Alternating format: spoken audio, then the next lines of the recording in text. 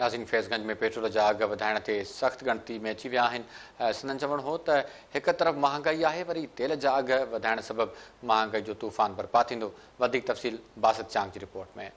वफ़ाक़ी हुकूमत पारां अवाम ते हिकु भेरो ॿीहर पेट्रोल ऐं डीज़ल बम केराए छॾियो आहे। पेट्रोल ऐं डीज़ल जी क़ीमत में इज़ाफ़ो थियण सां फैज़गंज में महांगाई जो जिन बेकाबू थी वियो आहे।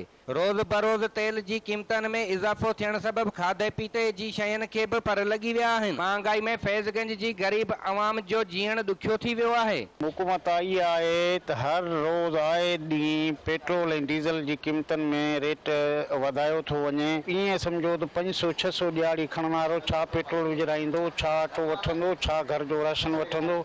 असां हिन पीडीएम हुकूमत खां पुरजोर अपील था कयूं इहो जेको पंहिंजो फ़ैसिलो आहे वापसि कयो वञे ऐं जीअं ग़रीब अवाम खे, मज़दूर तबिके खे वधे थो, गिह वधे थो, सॼो पेट्रोल ते त डिपेंड आहे न, सॼो पेट्रोल ते हर शइ।